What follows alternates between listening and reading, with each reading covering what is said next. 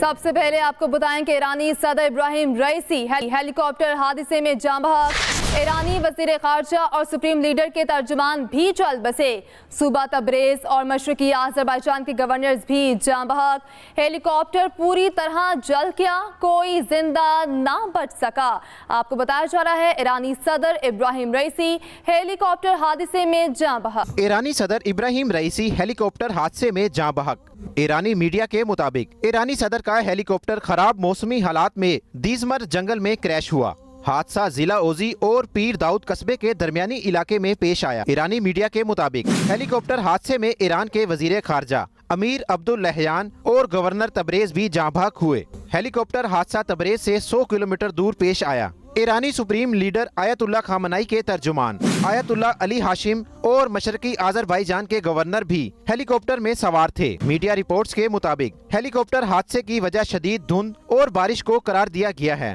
پرواز کے آدھے گھنٹے بعد صدارتی ہیلی کاپٹر کا دیگر 2 ہیلی کاپٹروں سے رابطہ منقطع ہوا۔ اس سے قبل ایرانی ہلال احمر کے سربراہ کا کہنا تھا صدر رئیسی کا ہیلی کاپٹر کریش ہونے کے بعد زندہ بچے مسافروں کا کوئی نشان نہیں۔ پاسداران انقلاب نے بھی ہیلی کاپٹر حادثے کا ملبہ ملنے کی تصدیق کی۔ ایرانی میڈیا کے مطابق ہیلی کاپٹر کا ملبہ مل گیا ہے اور ریسکیو ٹیمیں حادثے کے مقام تک پہنچ گئی ہیں۔ ایرانی صدر ابراہیم رئیسی ڈیم کے افتتاح کے بعد واپس تبریز جا رہے تھے۔ ڈیم کی افتتاحی تقریب میں آذربائیجانی صدر نے بھی شرکت کی تھی۔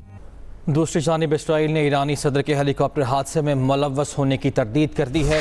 اسرائیلی حکام کا کہنا ہے کہ اسرائیلی حکومت ہیلی کاپٹر حادثے میں کسی بھی صورت ملوث نہیں ہے۔ اسرائیل کی ایرانی صدر کے ہیلی کاپٹر حادثے میں ملوث ہونے کی تردید۔ اسرائیلی حکام کا یہ کہنا ہے اسرائیلی حکومت ہیلی کاپٹر حادثے میں کسی صورت ملوث نہیں ہے۔ اپڈیٹ کریں، اسرائیل کی ایرانی صدر ابراہیم رئیسی کے ہیلی کاپٹر حادثے میں ملوث ہونے کی تردید کی گئی۔ اسرائیلی حکام کا یہ کہنا ہے اسرائیلی حکومت ہیلی کاپٹر حادثے میں کسی صورت ملوث نہیں۔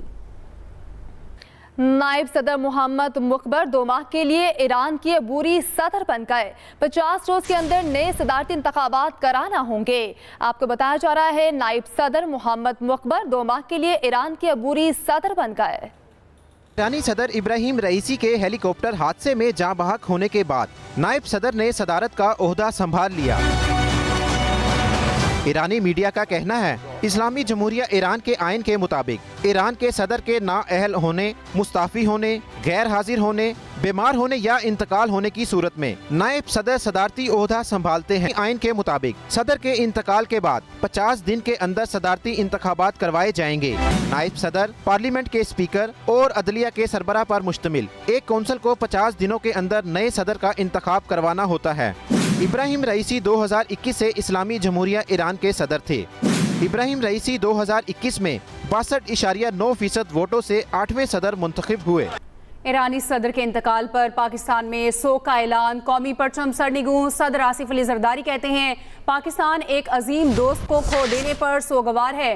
وزیر اعظم شہباز شریف آج اسلام آباد میں ایرانی سفارت خانے جائیں گے۔ وزیر اعظم پاکستان کی حکومت اور عوام کی جانب سے تعزیتی پیغام بھی دیں گے۔ ایرانی صدر کے انتقال پر پاکستان میں بھی سوگ کا اعلان کیا گیا ہے اور سانحے کے بعد قومی پرچم سرنگوں ہیں۔ صدر مملکت آصف علی زرداری نے کہا ہے کہ پاکستان ایک عظیم دوست کو کھو دینے پر سوگوار ہے۔ خبروں کا سلسلہ آگے بڑھاتے ہیں۔ ابھی خبر ہے ہٹیاں بالا سے چکوٹھی کے قریب میراب کوٹ جانے والی چیئر لفٹ سے طالب علم دریائے جہلم میں جا گرا ہے۔ دریائے جہلم کا تیز پانی طالب علم کو بہا کر لے گیا۔ پولیس نے تحقیقات کے لیے چیئر لفٹ کے مالک کو حراست میں لے لیا ہے۔ بتایا جا رہا ہے کہ ورثاء نے لاش کی تلاش شروع کر دی ہے۔ طالب علم نے خود دریا میں چھلانگ لگائی۔ چیئر لفٹ کے مالک کا یہ پولیس کو بیان سامنے آیا ہے۔ ہٹیا بالا میں یہ واقعہ پیش آیا ہے۔ چکوٹھی کے قریب میراب کوٹ جانے والی چیئر لفٹ سے طالب علم دریائے جہلم میں جا گرا۔ بتایا جا رہا ہے کہ دریائے جہلم کا تیز پانی طالب علم کو بہا کر لے گیا، جبکہ پولیس نے تحقیقات کے لیے چیئر لفٹ کے مالک کو حراست میں لے لیا ہے اور ورثاء نے لاش کی تلاش شروع کر دی ہے۔ چیئر لفٹ کے مالک کا یہ موقف ہے کہ طالب علم نے خود دریا میں چھلانگ لگائی ہے۔ چیئر لفٹ میں کوئی خرابی نہیں تھی، یہ موقف سامنے آیا ہے چیئر لفٹ کے مالک کا، جس کو پولیس نے تحقیقات کے لیے حراست میں لیا ہے۔ یہ افسوسناک خبر ہے ہٹیا بالا سے۔ چکوٹھی کے قریب میراب کوٹ جانے والی چیئر لفٹ سے طالب علم دریائے جہلم میں جا گرا۔ دریائے جہلم کا تیز پانی طالب علم کو بہا کر لے گیا۔ بتایا جا رہا ہے کہ پولیس نے چیئر لفٹ کے مالک کو حراست میں لے لیا۔ دیا ہے جس سے تحقیقات جاری ہیں، جبکہ ورثاء نے لاش کی تلاش شروع کر دی ہے اور چیئر لفٹ کے مالک کا ابتدائی موقف یہ سامنے آیا ہے کہ طالب علم نے خود دریا میں چھلانگ لگائی ہے۔ پاکستان اور IMF کے درمیان پالیسی سطح کے مذاکرات کا پہلا روز۔ پاکستان نے اخراجات کم کرنے کے لیے کفایت جاری پلان پیش کر دیا۔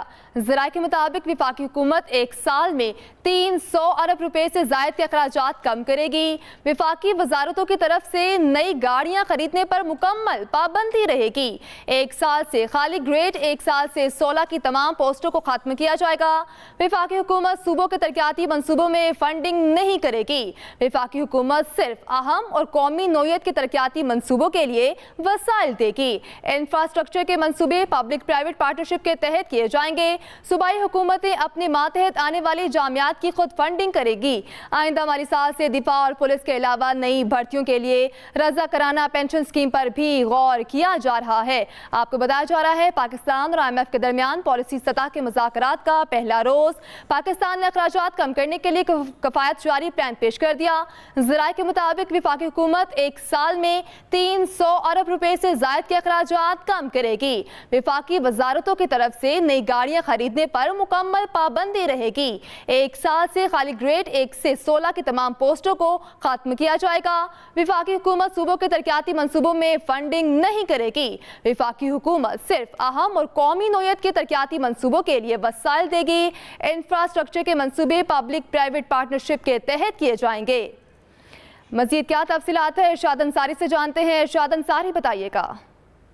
جی دیکھیں، پاکستان اور IMF کے درمیان آج جو ہے وہ پالیسی سطح کے مذاکرات کا پہلا روز تھا، اور اس میں جو ہے وہ چونکہ IMF کی طرف سے زور تھا کہ آپ جو ہے وہ اپنے ریونیو بڑھائیں اور ایکسپینڈیچر کو کم کریں تاکہ آپ کا ڈیفیسٹ جو ہے وہ کم سے کم رہے۔ اس میں پاکستان نے اپنا جو کفایت جاری کا پلان ہے وہ دیا ہے۔ اس میں انہوں نے بتایا ہے کہ پاکستان کی حکومت جو ہے وہ 300 ارب روپے سے زائد کے اخراجات جو ہے وہ کم کرے گی، اور اس میں انہوں نے مختلف چیزیں بتائی ہیں کہ انہوں نے کہا کہ جو غیر پیداواری اخراجات ہیں ان کو بہت کم کیا جائے گا۔ وزارتوں اور ڈویژنوں پہ نئی گاڑیاں خریدنے پہ جو ہے مکمل جو ہے وہ پابندی ہوگی۔ اسی طرح ایسی اسامیاں گریڈ 1 سے لے کر 16 تک کی جو ایک سال سے زائد عرصے سے خالی پڑی ہوئی ہیں اور ان پہ کوئی پوسٹنگ نہیں کی گئی وہ جو ہے وہ ختم کر دی جائیں گی، اور اسی طرح جو صوبوں کے ترقیاتی منصوبوں کے فنڈز ہیں وہ جو ہے وہ نہیں دیے جائیں گے۔ جو ایکسٹرا مطلب جو نئے منصوبے ہوں گے، جو غیر ضروری منصوبے ہوں گے ان پہ، اور البتہ انفراسٹرکچر کے جو پروجیکٹ ہیں ان میں پبلک پرائیویٹ پارٹنرشپ کے تحت جو ہے وہ کام کیا جائے گا،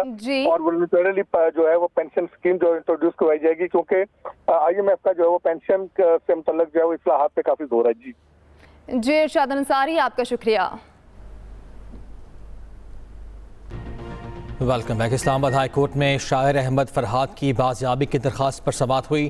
وزارت دفاع کے نمائندے نے عدالت کو بتایا کہ ISI نے کہا ہے کہ احمد فرحات ان کے پاس نہیں۔ جسٹس محسن اختر کیانی نے ریمارکس دیا اب معاملہ ISI اور MI کے اختیار سے باہر نکل گیا۔ سیکریٹری دفاع کل پیش ہو کر رپورٹ دے، سیکریٹری داخلہ بھی کل پیش ہوں۔ وزراء کو طلب کریں گے اور پھر وزیر اعظم کو طلب کروں گا۔ یہ معاملہ اتنا سادہ اور آسان نہیں، جب فیصلہ دوں گا تو معاملہ کہیں اور نکل جائے گا۔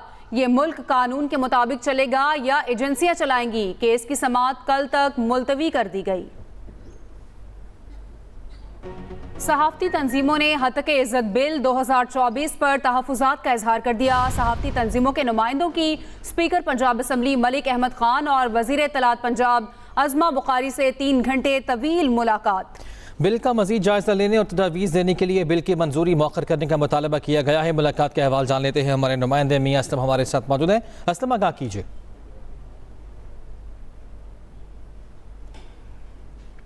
سے منظوری کے معاملے پر جو ہے وہ صحافی تنظیموں کے نمائندوں نے اسپیکر پنجاب اسمبلی ملک محمد احمد خان اور وزیر اطلاعات پنجاب عظمہ بخاری سے 3 گھنٹے طویل مشاورت کیا، اور اس مشاورت کے بعد صحافتی تنظیموں نے بل پر اپنے تحفظات کا اظہار کیا اور حکومت سے یہ مطالبہ کیا ہے کہ اس بل کو کم از کم 1 ہفتے کے لیے مؤخر کیا جائے، تاکہ اس دوران جتنی تنظیمیں ہیں CPNE، APNS، Punjab union of journalist, federal union of journalist, Lahore press club, یہ سب جو ہے وہ اپنے اپنے معروضات اور اپنی اس میں امینڈمنٹس جو ہیں وہ پیش کر سکیں۔ صحافی تنظیموں نے بل کا مزید جائزہ لینے کے لیے جو ہے وہ یہ منظوری مؤخر کرنے کا بھی مطالبہ کیا، اور کہا کہ بل میں وفاقی قانون سازی اور پنجاب کی قانون سازی پر بنیادی ابہام ہیں جنہیں دور کرنا جو ہے وہ ضروری ہے۔ اس موقع پر تمام صحافی تنظیموں کا یہ اصرار تھا کہ بل کی بہت سی شکیں ہیں جو بنیادی انسانی حقوق سے متلازم ہے، جو آزادی اظہار رائے سے متلازم ہے، اس لیے اس بل پر جو ہے وہ رائے شماری نہیں ہونی چاہیے، اس بل کو پینڈ کرنا چاہیے تاکہ تمام سٹیک ہولڈر جو ہے وہ اس پر اپنی رائے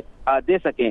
جبکہ دوسری جانب اسپیکر پنجاب اسمبلی نے کہا ہے کہ حکومت صحافیوں کی تجاویز دینے کے لیے تیار ہے، بل ایجنڈے پر آ چکا ہے، لیکن اب یہ حکومت بتائے گی کہ انہوں نے اگلا لاہ عمل کیا اختیار کرنا ہے۔ صحافی تنظیموں نے اعلان کیا ہے کہ اگر آج اس بل کو پیش کیا گیا تو اس پر بھرپور احتجاج کیا جائے گا، اسمبلی اجلاس کا بائیکاٹ کیا جائے گا، اور اس کے بعد یہ احتجاج کا دائرہ کار باہر تک جو ہے وہ پھیلا دیا جائے گا سڑکوں پر۔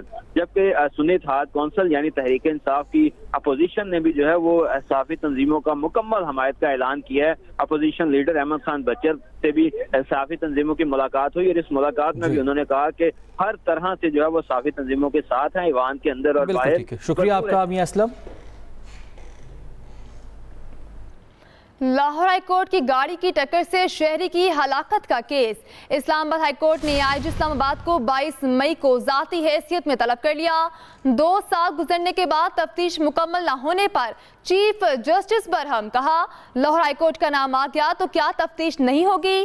پولیس کو 2 سال سے پتہ نہیں چل رہا گاڑی کا ڈرائیور کون تھا۔ اسلام آباد پولیس کے وکیل نے کہا اسلام آباد ہائی کورٹ ڈائریکشن دیکھ کے لاہور ہائی کورٹ کا رجسٹرار تفصیلات دے۔ چیف جسٹس عامر فاروق بولے گاڑی وزیر کی ہو اسلام آباد یا لاہور ہائی کورٹ کی ہو، تفتیش تو ہونی ہی ہے۔ عدالت نے کیس کی مزید سماعت 22 مئی تک ملتوی کر دی۔ آگے بڑھتے ہیں، رخ کرتے ہیں شہر قائد کا، جہاں پہ بجلی کی لوڈ شیڈنگ کے خلاف ایم کیو ایم میدان میں آ گئی ہے۔ ٹیپو سلطان روڈ پر کے الیکٹرک کے دفتر میں جلاؤ گھیراؤ اور توڑ پھوڑ کی گئی۔ کے الیکٹرک انتظامیہ کے ایم کیو ایم رہنماؤں اور مظاہرین سے مذاکرات کامیاب ہو گئے ہیں۔ کے الیکٹرک انتظامیہ نے مطالبات کی منظوری کے لیے 2 روز کا وقت مانگ لیا ہے۔ کراچی میں بجلی کی لوڈ شیڈنگ کا یہ معاملہ تھا جس کے خلاف ایم کیو ایم میدان میں آئی۔ وزیر اعلیٰ خیبر پختونخوا کے اعلان کے مطابق خصوصی طیارہ آج رات 10 بجے کرغزستان کے لیے روانہ ہوگا۔ بیرسٹر ڈاکٹر سیف کہتے ہیں اب تک 600 افراد نے خصوصی پرواز کے لیے مختص گوگل فارم پر رجسٹریشن کی ہے۔ پہلی پرواز میں 300 افراد کو کل پاکستان پہنچایا جائے گا۔